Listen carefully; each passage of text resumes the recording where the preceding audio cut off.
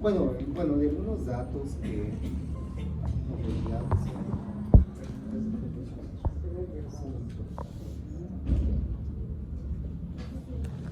bien, entonces cuando valoramos un paciente que tiene un cuadro en el cual sospechamos de una infección de transmisión sexual, obviamente una lesión que está localizada en el área genital, en el área perianal, aunque algunos cuadros, sobre todo en prostitutas o varones homosexuales o bisexuales, puede estar también localizado a nivel, o con personas promiscuas, ¿no? Como siempre, este grupo de personas puede estar localizado a nivel orogenital, incluso a nivel cerca, ¿no? Del pecho, en ciertas regiones, pero más a lo predominar en el área genital. Cuando vemos un paciente con una lesión en la cual sospechamos una infección de transmisión sexual, la cual no solo va a estar caracterizada por una lesión dermatológica, sino algunas como la hemorragia o gonorrea, más que tener una lesión, van a tener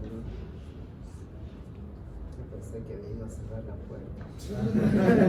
Igual. Si quiere los cerrarlo. Uy, eso no era necesario. Lo echa de llave, No, ya vi. Bueno, entonces algunas cursan con exudado más que con una lesión propiamente característica, porque como iremos viendo, muchas de estos cuadros inician con una pápula. Bueno, y por tanto es muy importante la anamnesis, ver los antecedentes, ¿no? Si este paciente tiene un antecedente de una infección de transmisión sexual, buenas tardes, si tiene un antecedente de infección de transmisión sexual o si tiene el antecedente de tener una pareja que haya tenido. Obviamente la pareja es improbable que le pueda mencionar, pero es muy importante indagar aquello. Y bueno, si bien en nuestro medio esto no es tan característico, pero como sabemos hay áreas en las cuales hay personas que realizan turismo sexual, que también va a ser un factor condicionante, y también ver algunas características. Hay algunos cuadros como la gonorrea, como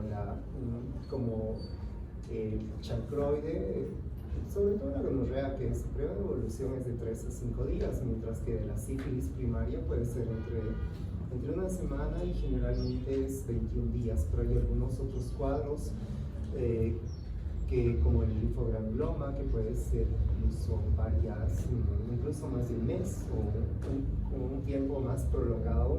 Obviamente esto va a depender de otros factores, de otras entidades concomitantes, o si el paciente, por ejemplo, es un paciente que tiene VIH, lo cual va a modificar incluso las características de las lesiones. Y también tenemos que tomar en cuenta que muchos pacientes ya vienen a la consulta medicados, ¿no? Es decir, eso podría alterar, ¿no?, las características, la sintomatología que el paciente pueda tener y los hábitos sexuales que los pacientes tengan. Entonces, en el examen físico va a ser las características de las lesiones, ¿no? Por ejemplo, al ser una infección de transmisión sexual, probablemente a nivel inguinal va a haber adenopatías, porque cuando nosotros palpamos adenopatías en región inguinal, ¿en qué pensamos? Y habitualmente los ganglios inguinales son los que tienen mayor diámetro, ¿no? Hasta 1.5 centímetros pueden ser normales, pero cuando es más de 1.5, aparte de una infección de transmisión sexual, ¿en qué podemos pensar?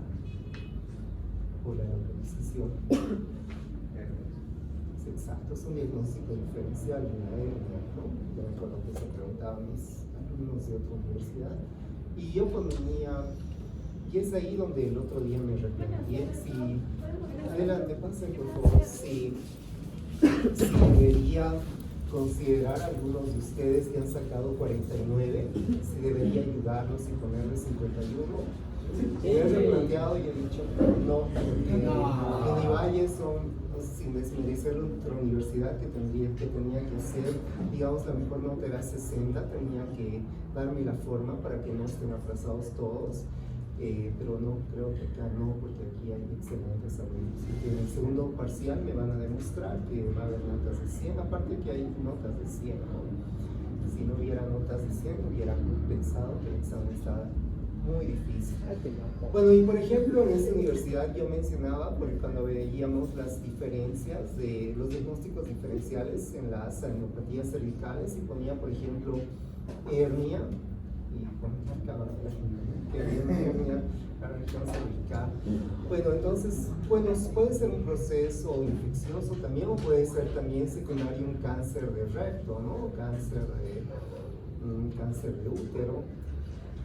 Y bueno, también veremos las características de las lesiones, como iremos viendo ya desde sífilis. La lesión inicial inicia con una pápula, después evoluciona a una úlcera, algunas inicia como pápula, evoluciona a una pústula, después a una úlcera, posteriormente va a dar otro tipo de manifestaciones, pero hay que ver el tipo de lesión, si son máculas, si son úlceras, pero antes de la úlcera generalmente inicia con una pápula, si son vesículas, si son verrugas. Por ejemplo, en la sífilis hay un tipo de condiloma plano, es muy diferente al condiloma acuminado, y bueno, la rociola sifilítica también puede cursar con la presencia de máculas, ¿no? Y las manifestaciones sistémicas, sobre todo en sífilis, puede tener otras alteraciones, un paciente con VIH, en el VIH también, en el periodo de prima infección va a haber algunas manifestaciones sistémicas, un cuadro que semeja como iremos viendo, como una mononucleosis infecciosa, con la triada de la mononucleosis infecciosa. ¿Cuál es la triada de la enfermedad del verso? ¿Qué más? Odinofagia, porque asemeja una faringitis, ¿no? Puede haber escleromegalia. Bueno, muy bien, entonces eso, y tenemos que, por tanto, examinar, ¿no? Sobre todo el examen genital, el examen rectal. Hay algunos cuadros que sí puede cursar con alteraciones a nivel del recto, y obviamente por las conductas, por los hábitos sexuales de ese paciente o esa paciente, puede tener alteraciones orofaringeas también. Entonces, ya describiendo lo que es la sífilis, es una espiroquieta que tiene una disposición en espiral, la cual va a tener algunas formas, ¿no? Hay una triada de Morgan, ¿no? Morgan ya había estudiado como 400 pacientes en África que tenían sífilis, y el cual hizo que esos pacientes siguieran la evolución de la sífilis, y esto le causó que él quiera entrar a la cárcel, porque 3/4 partes de esos pacientes fallecieron, ¿no? Porque les estaba estudiando y no fueron objeto de ninguna medicación. En realidad fue un estudio que hizo en este tipo de pacientes. Entonces, el Treponema pallidum es el que tiene 4 especies, ¿no? El que nos interesa es el Treponema pallidum, como hay otros, que el mal de Pinto, el Perteno, el Pian o el Endemicum, que es una sífilis no venérea, y esa imagen prácticamente representa las lesiones, que las lesiones no solo van a estar a nivel genital o a nivel paragenital o a nivel de boca, también puede estar. Es un cuadro que no respeta ni las palmas ni las plantas. Sobre todo esto va a estar presente en el secundarismo sifilítico. Es muy importante mencionar algunas características de la sífilis. Esta bacteria tiene la capacidad de que en las primeras 14 semanas en una mujer gestante es improbable que haya paso de este treponema hacia el feto, ya que la barrera de Langerhans hasta las 14 semanas es un medio de que te evita, ¿no? Ese paso transplacentario de madre al feto. Consecuentemente, pero en ese periodo de tiempo, sí, el riesgo que van a tener estos gestantes con sífilis va a ser que va a generar una alta tasa de aborto, una tercera parte, ¿no?, de aborto. Hoy en día ya no se escribe mucho de cifras, pero si ven algunos libros, todavía Bolivia es el 2006, un 5% de mujeres gestantes tenían sífilis. Había sífilis gestacional, ¿no? Y un porcentaje cursaba terminaba en aborto, y otro porcentaje ocasionalmente había condicionado una sífilis neonatal.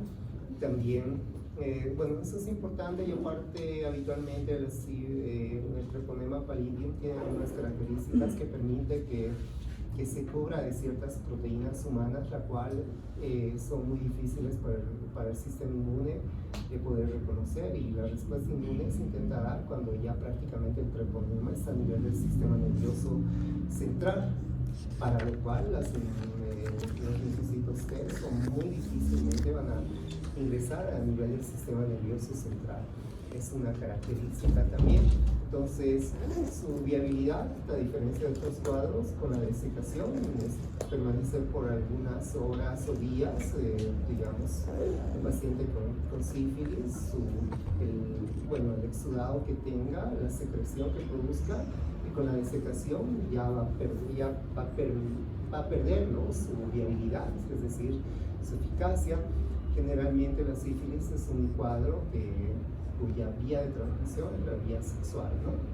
Por accidentes de laboratorios es extremadamente raro, no es frecuente. También hay la sífilis del inocente, la cual no precisamente está relacionada con la vía de contagio a través de la transmisión sexual. Es más frecuente esta vía, un poco menos frecuente va a ser por medio de una transfusión sanguínea.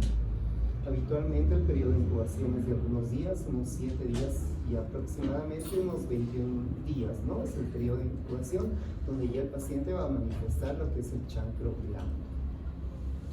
Entonces, también va a haber la sífilis adquirida, que es un periodo, la sífilis primaria, que inicia entre 10 a 90 días. Primero es ese periodo del chancro, que luego vamos a describir qué características tiene. Luego hay un periodo de un secundarismo sifilítico, y después va a haber un periodo de latencia, ¿no? Y después ya va a ser lo que es la sífilis tardía, ¿no? Lo que es la sífilis congénita es la cual se manifiesta a través de la placenta. Son lesiones tempranas, las cuales están caracterizadas por la presencia de lesiones estampoides o vesiculares. Es el pénfigo, ¿no?, neonatal, que ya habíamos descrito cuando habíamos hablado de impétigos, que en los primeros días, los recién nacidos de una mujer gestante que durante la gestación no ha realizado el tratamiento con los diversos antibióticos que luego describiremos, cursa con la presencia de un exantema, más que todo lesiones ampollosas, vesiculares, que confunden con un impétigo, con un pénfigo, ¿no?, las cuales pueden estar localizadas a nivel de la cara, a nivel de las palmas, de las plantas, es decir, puede estar localizado en el tórax también, a nivel de todo el cuerpo. Entonces, la sífilis tardía o latente tardía es la cual se manifiesta, ¿no?, tras este chancro, que también hay una sífilis que no va a generar sintomatología, es decir, no toda sífilis va a presentar el chancro, que ahorita lo vamos a describir. Posteriormente, 2 semanas de eso, un periodo alrededor de 2 meses, va a ser lo que genera la sífilis secundaria, ¿no? Y pasados los 2 años, la sífilis tardía. Entonces, en la sífilis temprana, en ese periodo de tiempo que les había mencionado, a nivel sobre todo ano prepucial, a nivel de los labios mayores, y obviamente menos frecuente a nivel orogenital, los pacientes va a presentar inicialmente una lesión que también puede comprometer, pero si esto sobre todo en el secundarismo, las lesiones, las pápulas. Estas pápulas probablemente nosotros ya la vamos a encontrar en un periodo ulcerativo, ¿no? Entonces, el chancro está compuesto por una pápula que progresa a una úlcera. Esta úlcera tiene la característica de ser va a ser una úlcera indolora, indurada, ¿no? Es decir, va a tener una consistencia dura, no va a ser dolorosa. Lo que, como veremos en el chancroide, es al revés, es no indurada y es dolorosa, ¿no? Entonces eso va a ser característico. Y bueno, también estos pacientes van a cursar con adenopatías regionales, ¿no?, cerca de la zona. Obviamente generalmente van a ser adenopatías inguinales que podríamos hacer diagnóstico, y después va a remitir este cuadro, incluso sin tratamiento, puede remitir a un periodo de tiempo. Podemos hacer diagnóstico diferencial con la arteritis cutánea, podemos hacer con el líquen plano, con el herpes simple, también podríamos hacer diagnóstico diferencial, también con el chancroide, que lo iremos viendo. Entonces, en la sífilis secundaria, tras remitir ese periodo del chancro blando, en ese periodo alrededor que va a durar entre 8 a 12 semanas, va a haber la presencia de pruebas no treponémicas, ¿no? Aparte de la BDRL, ¿qué otra prueba no treponémica conoce? RPL. ¿En qué otros cuadros puede dar falso positivo? En reumato un cuadro puede dar falso positivo. Muy bien, lupus, ¿no? Pero también en otros cuadros, como recuerdan el factor reumatoideo en entidades no reumatológicas, también podía tener factor reumatoideo falsamente positivo. ¿Qué cuadros? Que hace rato cuando describían el diagnóstico de uno de sus compañeros mencionaban, hace rato escuché, no era Chávez, no, dijeron lepra, me parece. Lepra, tuberculosis, endocarditis, hepatitis, puede estar presente, ¿no? Entonces, más útil es pedir pruebas no treponémicas como el BDRL o como el RPR, y no las treponémicas, porque las treponémicas como el FTA-ADS no va a permitir, no va a diferenciar si es una sífilis, bueno, de inicio reciente o es una sífilis ya pasada. Entonces, estos pacientes, aparte de tener adenopatías generalizadas, van a tener múltiples síntomas, ¿no? Los cuales se van a caracterizar por la presencia de cefalías, mialgias, artralgias también. Estos pacientes pueden tener ese exantema sifilítico, ¿no? Esa rociola sifilítica, la cual está constituida por lesiones papulocostrosas o papuloescamativas, las cuales alrededor van a tener un collarete, ¿no? Una pequeña descamación, lo cual va a estar en el tórax, ¿no? ¿Qué otros cuadros cursan con rociola? Por ejemplo, si Nicolás, yo sé que tal vez ya no vamos a ser amigos, pero si estuviera con salmonella typhi, podría tener un exantema, pero es infrecuente. Alguna vez han visto ese exantema, la rociola típica, ¿no? Sí, ¿no? Entonces, esto va a presentar, ¿no? Entonces, a nivel de estas lesiones va a presentar un collarete descamativo, que es el collarete de Kiert, que generalmente es palmoplantar. Hay diferentes, hay las papuloescamosas, como vemos, tienen aspecto soliciforme, porque parece ser una placa eritemato descamativa. Algunas van a ser papulocostrosas, también son variedades, que generalmente algunas de estas van a estar a nivel periorificial. Es decir, la sífilis es un cuadro que afecta a la piel, afecta a las mucosas y afecta a los anexos también, ¿no?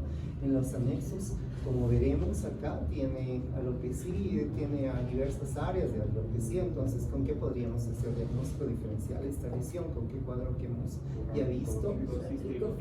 Muy bien. ¿Y con qué otro cuadro que iremos viendo después? Muy bien, Chico. Pronto será publicado el cuadro de honor. ¿Con qué otro cuadro podemos? Si este paciente tiene antecedentes de un componente emocional también, ¿qué se llama? Piromanía, ¿no? Y se hace obstrucción intestinal, tricobesual. No, muy bien. Entonces, tiene el aspecto de una mordedura de rata.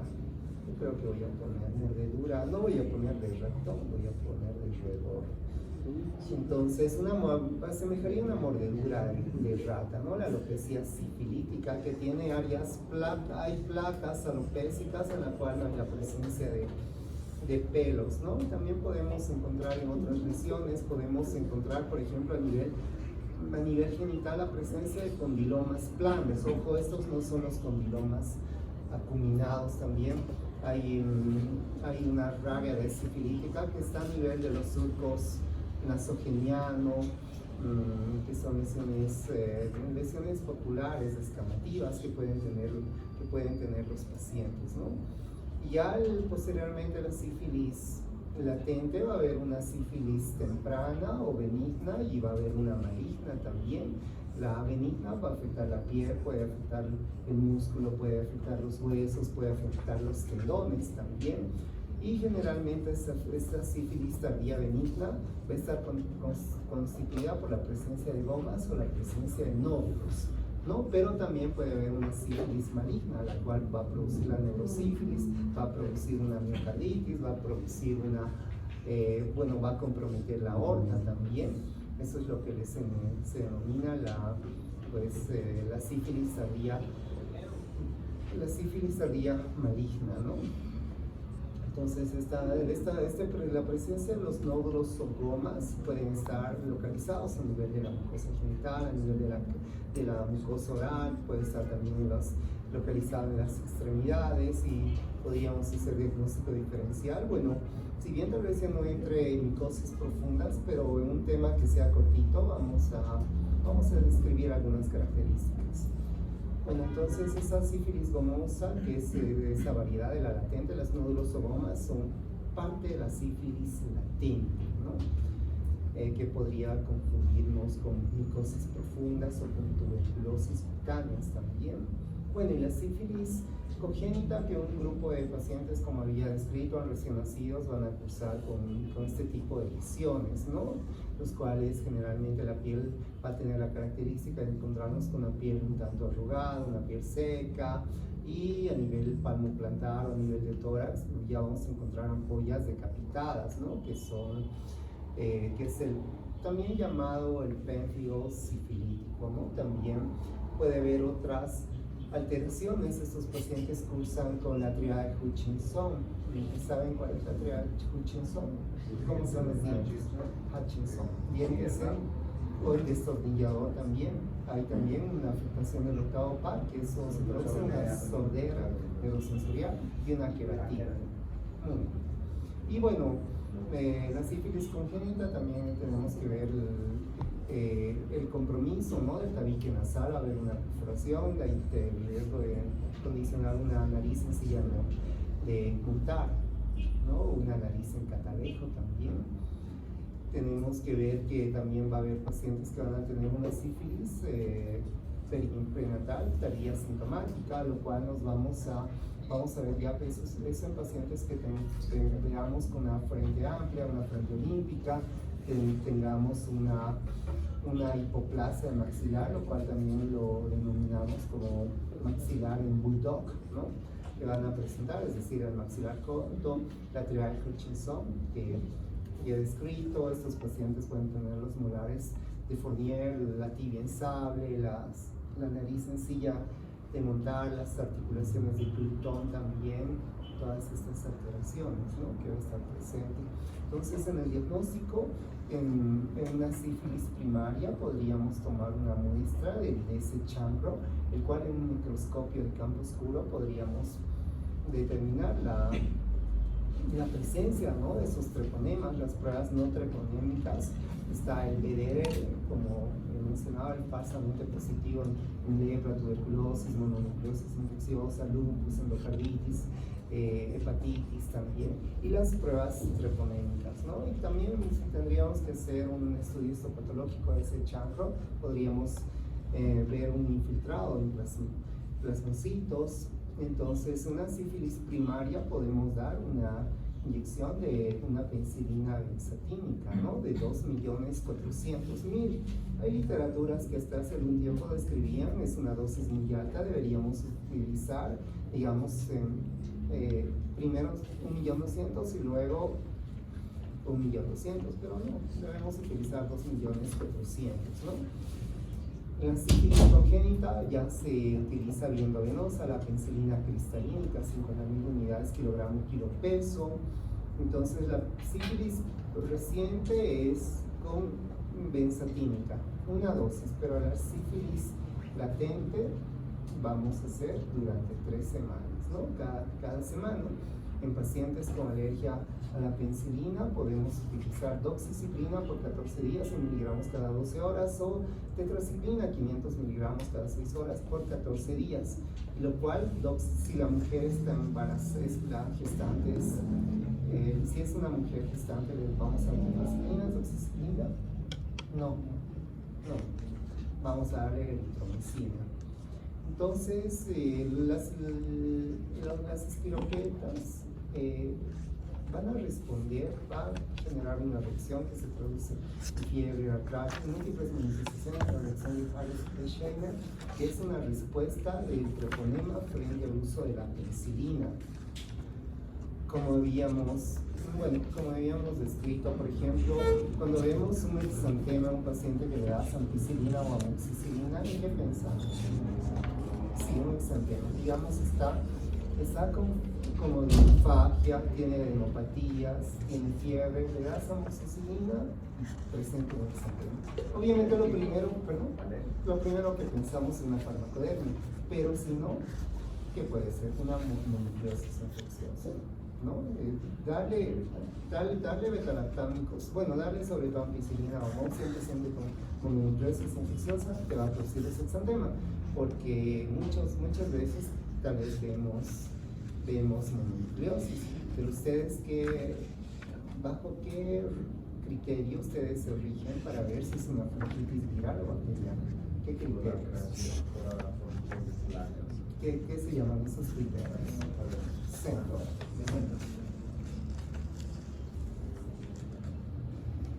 Muy bien, continuando con la blenorragia, también un cuadro denominado gota militar. La blenorragia, ustedes se van viendo, es considerada, por ejemplo, la blenorragia una parte de una artritis reactiva, una artritis infecciosa, sí, la blenorragia, sí.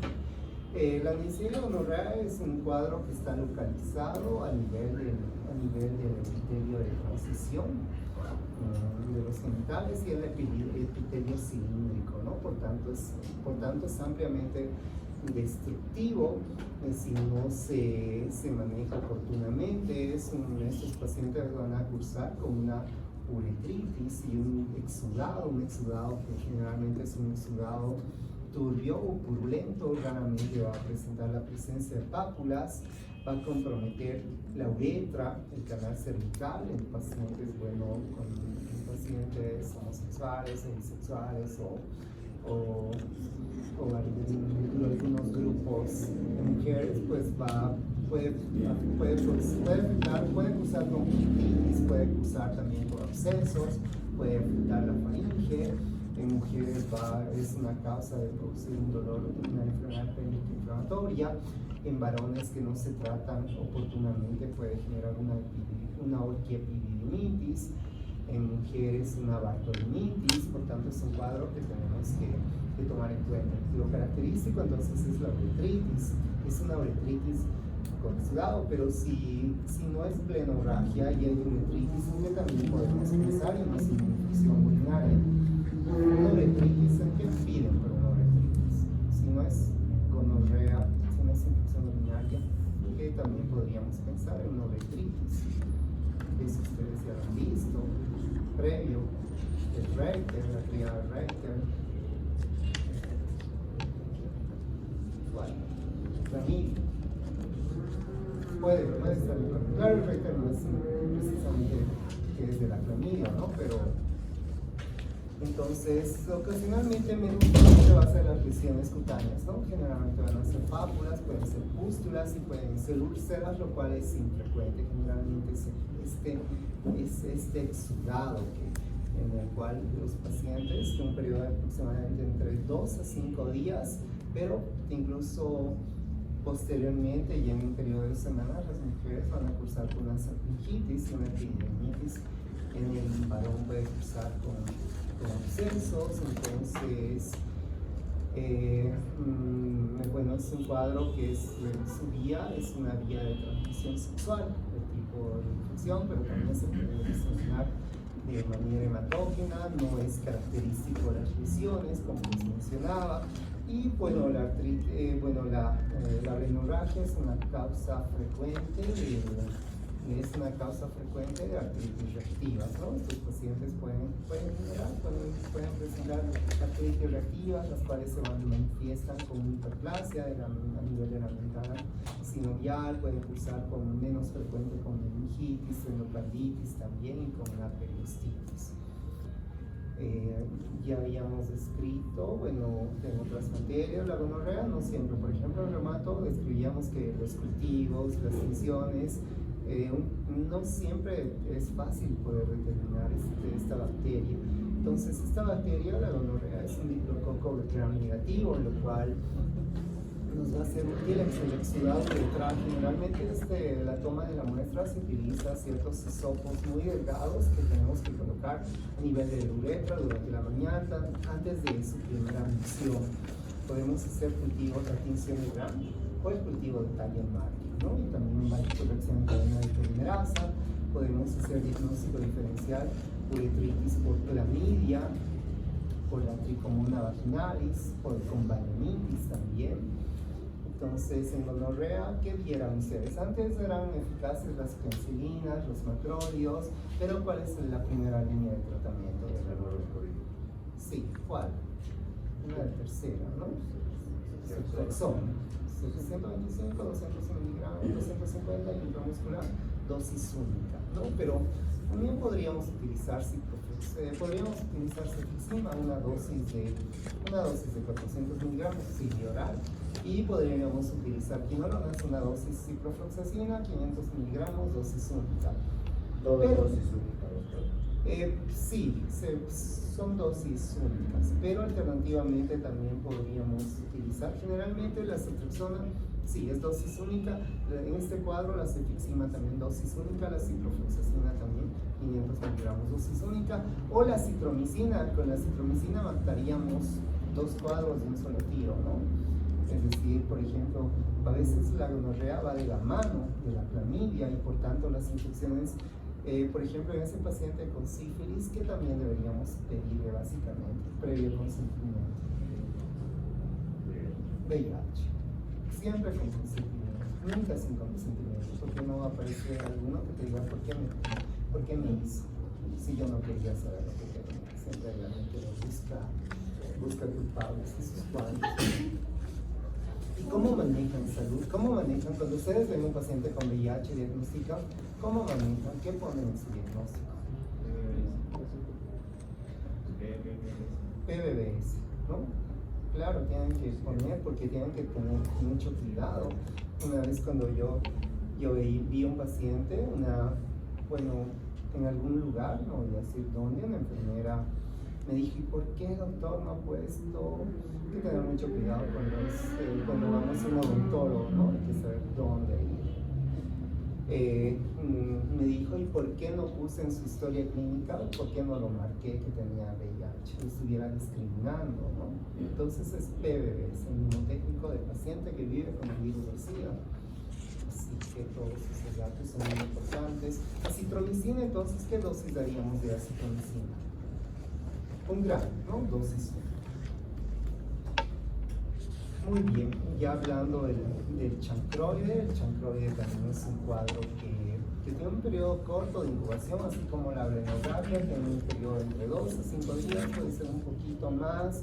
El chancroide está condicionado por el Haemophilus ducreyi, que también es un cocobacilo corto, gram negativo, el cual también va a afectar el chancroide a nivel genital generalmente, aunque puede tener otras localizaciones, pero es más característico.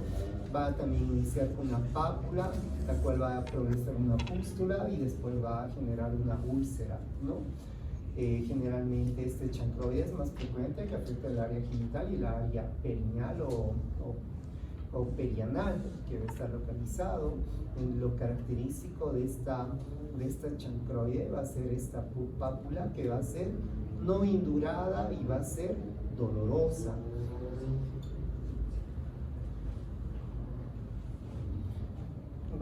Y bueno, va a tener una parte central un tanto necrótica, o va a ser muy fácil, va a ser muy sangrante, ¿no?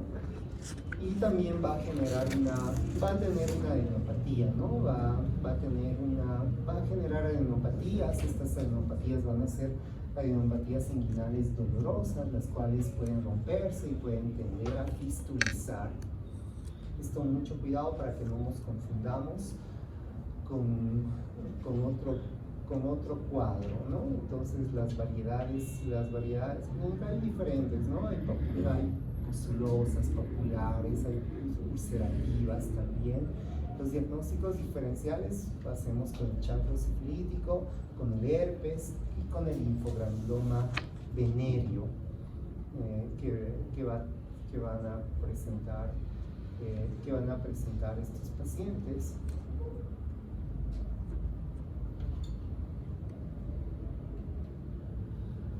Muy bien, entonces también se puede tomar una muestra de la lesión, podemos hacer cultivos los cuales no son tan eficaces, ¿no? Pero podemos hacer con técnicas de ELISA la determinación de la IgM, la IgA, la IgG, un inmunoanálisis enzimático. Podemos dar, muy parecido al tratamiento de la hemorragia. Podemos utilizar acitromicina, 1 gramo dosis única, podemos utilizar ceftriaxona, 250 miligramos intramuscular, podemos utilizar ciprofloxacina, 500 miligramos cada 12 horas por 3 días, o eritromicina, 500 miligramos cada 6 horas por 7 días. Ese es el tratamiento, ¿no? Y el linfogranuloma venéreo, que está constituido por la Chlamydia trachomatis, es un cuadro que es un tanto más prevalente, bueno, en una edad intermedia, en una población, sexualmente activa. Y existen diversos serotipos. Su periodo de incubación también es un tanto parecido al de la sífilis, aunque incluso el periodo de incubación puede ser hasta de algunos días, hasta inclusive más de un mes. Lo característico de este cuadro, linfogranuloma venéreo o linfogranuloma inguinal, está caracterizado por la presencia de una adenopatía. Bueno, inicialmente el paciente va a cursar con una uretritis, ¿no?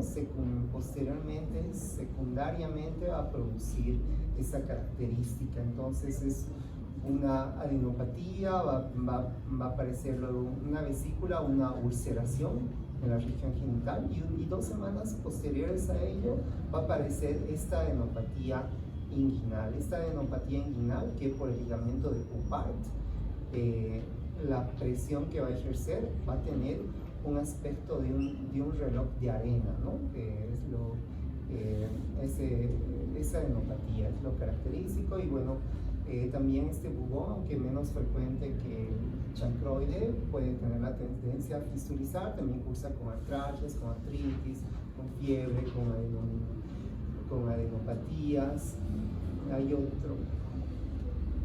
del otro cuadro que me olvidé mencionar, el chancroide, es esa imagen que presenta, que vamos a ver acá, para que no se nos vaya. Esta imagen, esta imagen no es clara, pero hay una imagen del aspecto de espejo, un aspecto en beso, ¿no? A veces que la imagen que presenta. Bueno, volviendo al linfogranuloma, entonces va a generar una linfangitis. Puede generar una linfangitis dorsal del pene o un pene en acordeón también. Este cuadro puede generar a nivel de ano, puede generar abscesos, consecuentemente, va a generar inicialmente una proctitis. Él o la paciente va a cursar con un exudado purulento, y va a generar abscesos, y posteriormente va a condicionar trayectos fistulosos, ¿no? Entonces el ligamento del Poupart va a dar el signo de la muesca o esa imagen en el reloj de arena, por esa separación. Podemos hacer inmunofluorescencia para poder hacer el diagnóstico, podemos hacer tinción de GEMSA también, o técnicas de inmunofluorescencia para poder determinar esas inclusiones intracitoplasmáticas. El tratamiento del linfogranuloma venéreo, podemos utilizar doxiciclina, el cual hacemos por un periodo de 100 miligramos cada 12 horas por un periodo de 21 días, o la eritromicina, por ejemplo, si fuera una gestante embarazada, 500 miligramos cada 6 horas por 21 días, o alternativamente tetraciclinas, ¿no? 500 miligramos cada 6 horas por 21 días. Muy bien, el granuloma inguinal, o también es el granuloma venéreo o enfermedad de Donovan, es un cuadro que está caracterizada por la Klebsiella granulomatosis, en cuyo periodo de incubación también es variable, puede variar entre 2 a 3 semanas, y afecta sobre todo el área el área genital.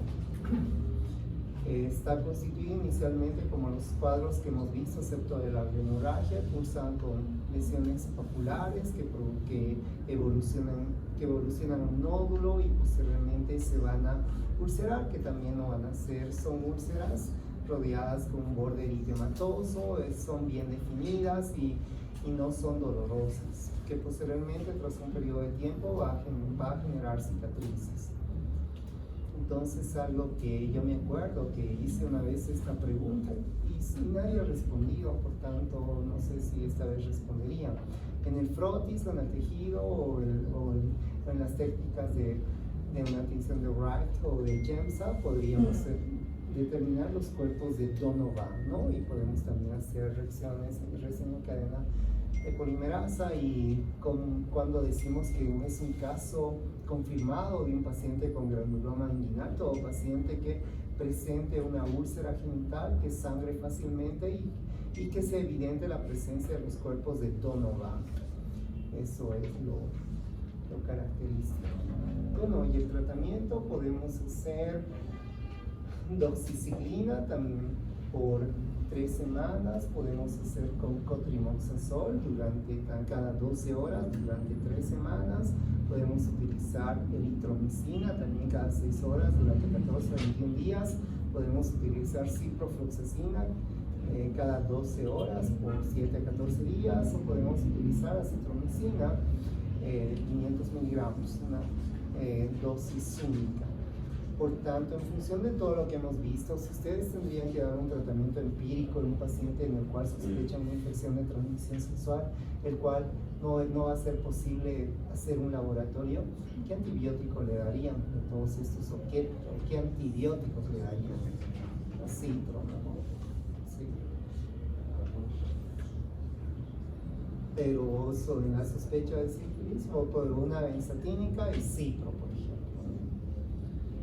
Muy bien, y bueno, describiendo no es un tema de SIDA, pero bueno, sabemos que SIDA ya en 1979 ya es donde ya inició, y la replicación fue progresiva y se fue incrementando por diversos factores. En este cuadro, en un periodo primario de un paciente con VIH, es un cuadro que en los primeros 3 meses, en una tercera parte de los pacientes, se va a manifestar con la presencia de un cuadro que asemeja una mononucleosis infecciosa, es decir, un cuadro que cursa con fiebre, con adenopatías, con exantema, que generalmente el exantema, que un paciente en la etapa inicial de VIH puede cursar con un exantema salmonelado, un exantema tipo Roseola, ¿no? Y también puede cursar con un anatema que se traduce con la presencia de esas úlceras, es la presencia de vesículas o úlceras a nivel de la boca. También obviamente un paciente con una etapa definitoria de SIDA, con un recuento de linfocitos TCD4 bajo, con una carga viral alta, esos pacientes también son más proclives, más susceptibles a tener episodios de herpes zóster, de candidiasis no solo oral, sino esa candidiasis orofaringia, que pueden, dentro de algunas de las manifestaciones, son la susceptibilidad de que estos pacientes tengan infecciones por herpes, ¿no? Y consecuentemente, sobre todo la afectación de la rama oftálmica, son pacientes que pueden comprometerse, ¿no? Con un síndrome de Ramsay-Hunt, ¿no? Y el tratamiento es aciclovir. Al ser un paciente inmunodeprimido, el aciclovir, utilizamos no dosis de 200, de 400, utilizamos 800 miligramos cada 4 horas, respetando la dosis nocturna, ¿no? Por periodos más prolongados, más de 7 días, ¿no? Incluso hasta que pueda remitir la lesión. Otro cuadro que ya hemos descrito, el molusco contagioso, ¿no? Que hemos preguntado en el examen, ¿qué características tienen estas lesiones? Como lesiones o neoformaciones, ¿no? Ubicadas, del color, que tiene un color, sí, tiene un aspecto grumoso, el color puede ser similar a la piel. Este molusco contagioso ya hemos visto en qué grupo etario estaba presente, en niños, ¿no? Que bueno, tendríamos que investigar allá, O vamos a ver molusco contagioso en pacientes inmunodeprimidos. También otro cuadro a los cuales son susceptibles. ¿De qué tipo de virus es el que produce el molusco contagioso? ¿En qué grupo? Es un pox virus, ¿no? Muy bien. Del condiloma acuminado es un papiloma virus, ¿no? Bueno, y esos pacientes pueden también ser susceptibles a tener los MUGET, las candidiasis, las candidiasis orales, orofaringias o ya más diseminadas. Ahí ya tenemos que pensar en pacientes con etapa definitoria de SIDA, ¿no? Los pacientes, ¿qué tipo de...? A ser el escabiosis noruega, ¿no? Que habíamos visto. Pacientes inmunodeprimidos, pacientes con condiciones, pues, bueno, condiciones socioeconómicas bajas. Muy bien, el diagnóstico lo hacemos con el ELISA, la prueba de confirmación. Podemos hacer el NASBA inicialmente, pero el ELISA y posteriormente la prueba confirmatoria, el Western Blot, va a ser que, bueno, estas ya son imágenes. A ver, veamos estas imágenes. ¿Y en qué consiste esa prueba de NASBA? ¿Es solo para VIH? Sí, es para la detección de ácidos nucleicos, ¿no? Porque has visto en ese periodo de ventana cómo hay métodos de detección de la proteína G24, ¿no? Que antes de los 3 meses, donde podríamos detectar mediante esa secuencia de un análisis basado en ácidos nucleicos, podríamos detectar precozmente.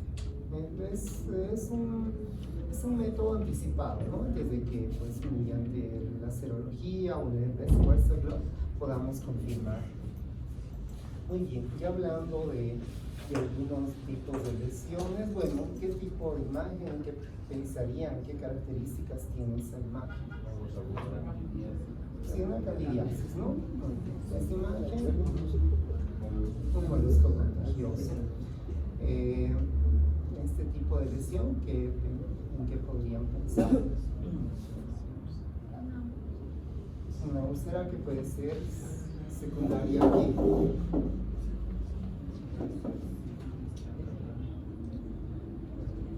Y ahorita vamos a ir repasando uno por uno esta imagen.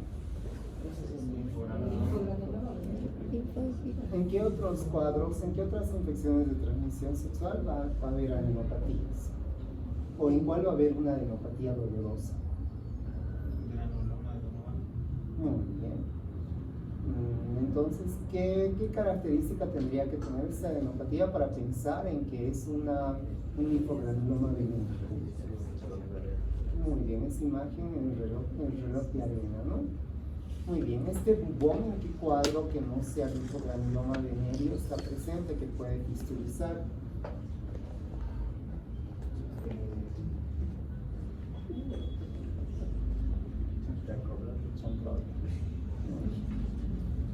Esta imagen, esta es una imagen que representa, miren, representa un beso. ¿En qué cuadro hemos dicho que podría estar presente esa imagen del beso? Este cuadro, que en realidad no es un paciente, es una persona que hace 4 días ha tenido una relación con una persona desconocida que tiene un exudado, gonorrea, ¿no? Este tipo nos orientaría si ven un paciente así, con estas características de los dientes, ¿en qué pensaríamos? Que formaría parte de la triada de en este cuadro, que también es secundario a un ¿perdón? Una sífilis.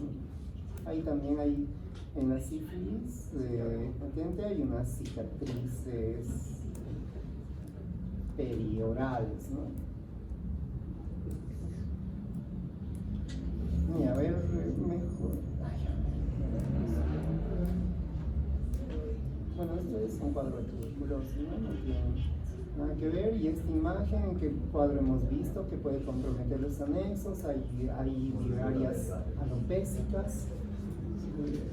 Sífilis, ¿qué es sífilis? ¿En qué es sífilis? En la primaria, en la tardía, ¿no?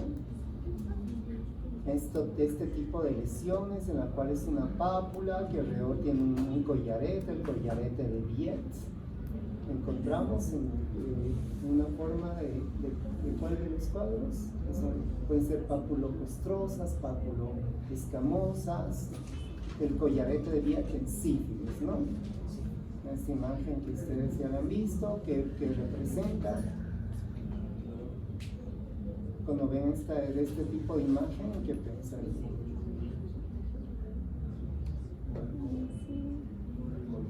Un condiloma, ¿no? Un condiloma, que un condiloma plano o un acuminado.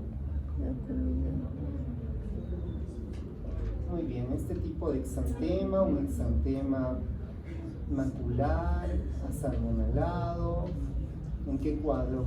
¿Qué cuadro cursa con ese exantema? Muy bien, la ruciola sifilítica, ¿no?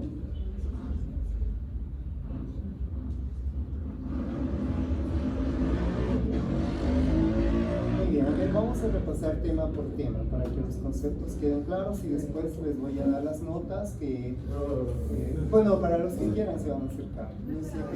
No se desmotiven, queridos alumnos. El segundo parcial, si asisten, están atentos a lo que al repaso, les aseguro que va a haber notas de 100 como la que ha habido.